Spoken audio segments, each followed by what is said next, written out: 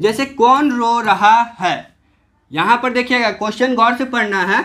कौन रो रहा है किस सर्वनाम का उदाहरण है। देखिए पूछ रहा है कि कौन रो रहा है किस सर्वनाम का उदाहरण है, तो आपको इस कमेंट में करना है, ठीक है। कमेंट देखिए, पहला संबंधवाचक सर्वनाम, दूसरा पुरुषवाचक सर्वनाम और तीसरा है प्रश्नवाचक सर्वनाम, चौथा निजवाचक सर्वनाम।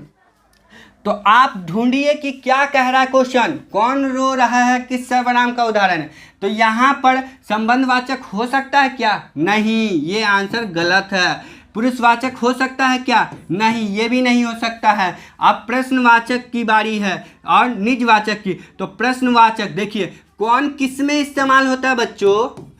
कौन बोले थे ना, प्रश्न में इस्तेमाल होता है, प्रश्न में प्रयोग होता है। तो ये हमारा कौन सा सर्वनाम है? कौन हो जाएगा हमारा प्रश्नवाचक सर्वनाम। तो यही तो हमारा राइट आंसर है, ऑप्शन नंबर सी, और डी यहाँ पर गलत है। ठीक है, आगे बढ़ते हैं।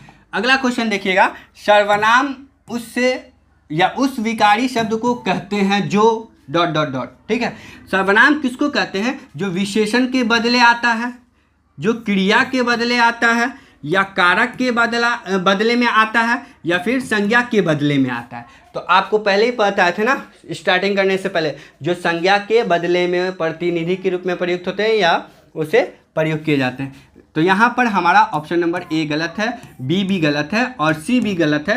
यहाँ पर राइट आंसर क्या हो जाएगा? डी हो जाएगा हमारा राइट आंसर। ठीक है, आप इन सभी का आंसर कमेंट में कर सकते हैं। आगे देखिएगा, अगला सवाल है, कोई कैसा सर्वनाम है? कोई बोले थे ना, कोई, कुछ, कभी, कहीं। याद रखिए, यह निश्चयवाचक है क्या? निश्चित वस्तु का ज्ञान नहीं ना करा रहा है, नहीं होगा आंसर। क्या पुरुषवाचक है? पुरुष मतलब उत्तम पुरुष, मध्यम पुरुष या फिर अन्य पुरुष। ठीक है, तो ये भी हमारा नहीं होगा। संबंध, संज्ञा का संबंध का बोध हो रहा, नहीं हो रहा। तो राइट आंसर क्या हो जाएगा? अनिश्चयवाचक, कोई, कुछ, कहीं, कभी, किसी। ठीक है, ये सभी तो क्या है? अनिश्चयवाचक सर्वनाम है, मतलब इसका कोई निश्चित नहीं है। आगे बढ़िएगा, अगला सवाल देखिएगा, जो कमाएगा वही खाएगा किस सर्वनाम का उदाहरण है? ठीक है, जो कमाएगा वही खाएगा किस सर्वनाम का उदाहरण है, ये सवाल आपसे पूछ रहा है।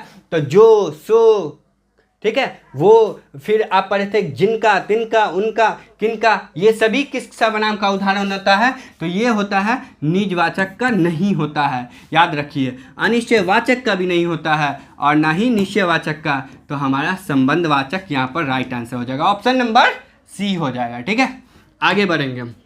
अगला देखिएगा, तुम्हें क्या चाहिए? बोलते हैं ना, तुम्हें क्या चाहिए? ठीक है, तो